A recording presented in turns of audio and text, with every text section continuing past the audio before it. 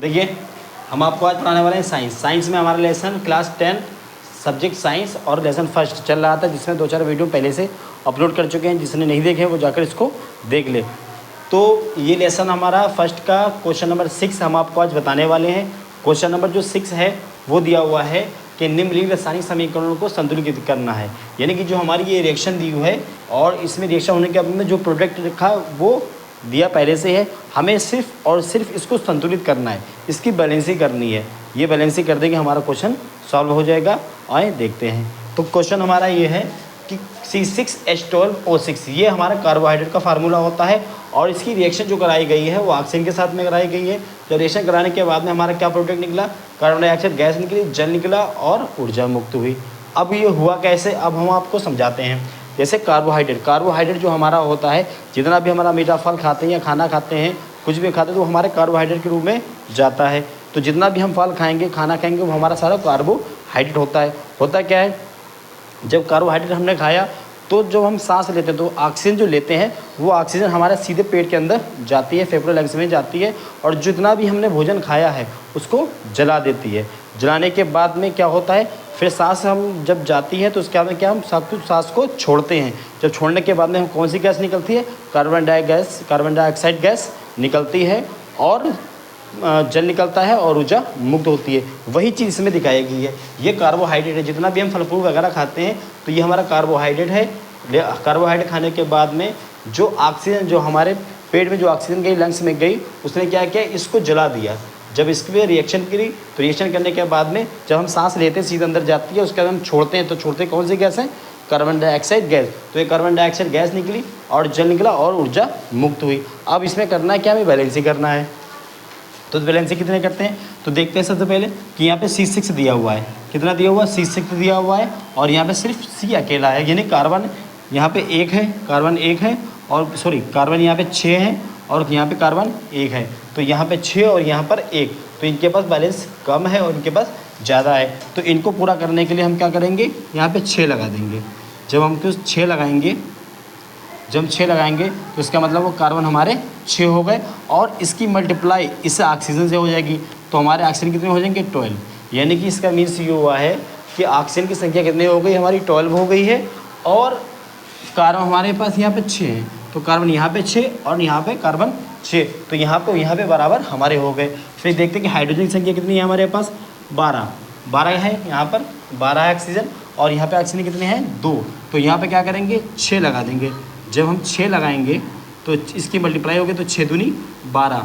Okay, hydrogen संख्या कितनी हो गई, 12 हो गई और ऑक्सीजन कितने हो गए हमारे पास, 6 हो गए। क्योंकि इसकी इससे मल्टीप्लाई करेंगे यहाँ पे 6 हो जाएंगे और हाइड्रोजन के 2 से करेंगे। हाइड्रोजन कितने हैं हमारे पास, 2 हैं, तो 2 छंग 12 हो जाएगा और इसकी इससे हो जाएगी तो हमारे ऑक्सीजन कितने हो जाएंगे, 6 हो जाएंगे।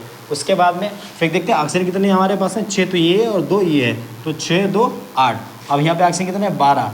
तो यहाँ पे 12 है और यहाँ पे कितने हैं, 8 है। तो क्या करना है, यहाँ पे हम यहाँ पे 6 लगा देंगे। जब 6 लगाएंगे तो 12 ऑक्सीजन यहाँ पे हमारे हो गए और 12 ऑक्सीजन यहाँ पे हो गए। और उसके बाद में ऑक्सीजन 6 यहाँ पे हैं और ऑक्सीजन 6 यहाँ पे हैं। तो पूरी बैलेंसिंग हमारी यहाँ पर हो गई है। आप देख सकते हैं कि 6 कार्बन यहाँ पे है तो 6 कार्बन यहाँ पे, हाइड्रोजन की संख्या 12 यहाँ पे है तो 6 दूनी 12 ये यहाँ पे होते हैं। ऑक्सीजन हमारे पास कितने हैं, 6 और 12 18, 6 और 12 18।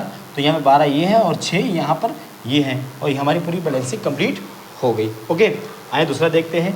इसमें कह रहा है कि सोडियम की अभिक्रिया एथिल लोहा के साथ में कराया तो हमारा क्या CH3 CH2 सोडियम एसिटेट निकला और हाइड्रोजन मुक्त हुआ।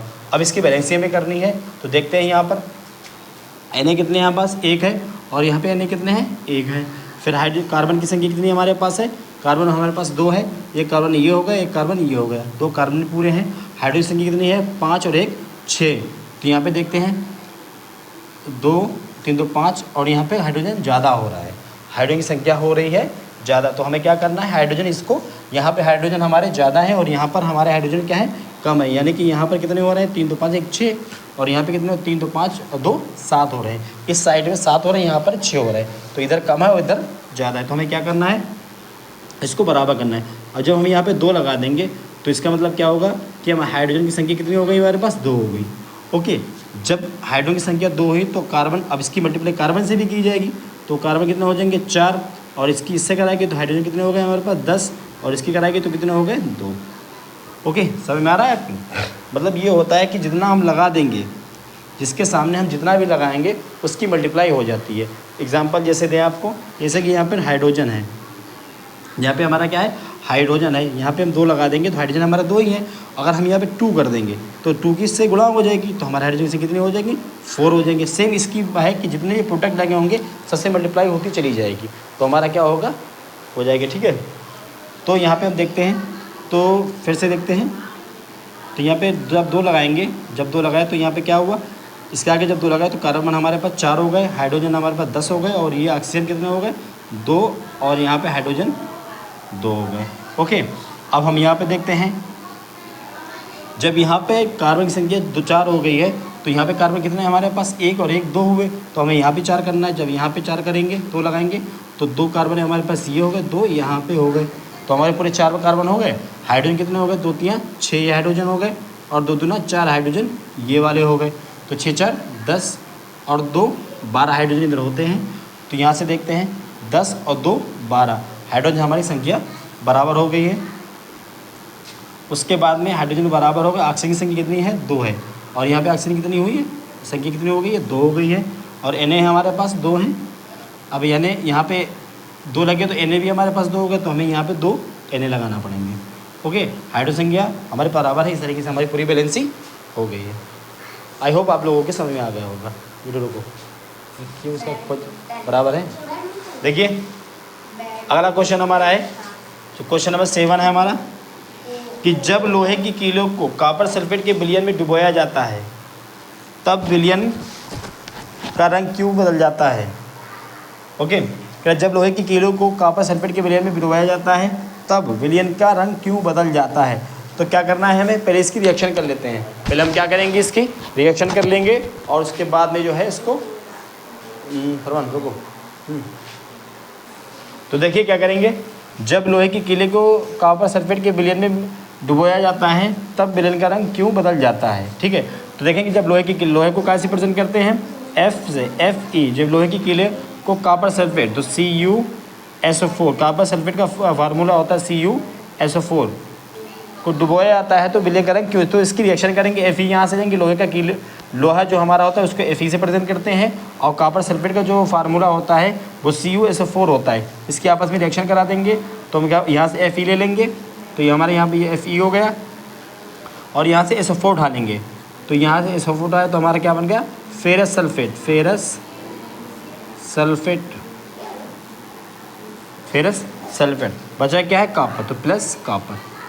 ठीक है, तो इस तरीके से हम इसको सॉल्व करना है, और लिखना है इसके नीचे कि लोहा जो है वो कॉपर से अधिक क्रियाशील होता है। क्या लिखना है कि लोहा कॉपर से अधिक क्रियाशील होता है, इसलिए कॉपर सल्फेट के विलयन से कॉपर को आसानी से विस्थापित कर देता है। बस ये हमें क्वेश्चन करना, हमारा क्वेश्चन सॉल्व हो जाएगा। फिर समझे कि लोहा जो है वो कॉपर सल्फेट के विलयन से अधिक क्रियाशील होता है, इसलिए कॉपर सल्फेट के विलयन में कॉपर को आसानी से अलग कर देता है। Okay, thank you.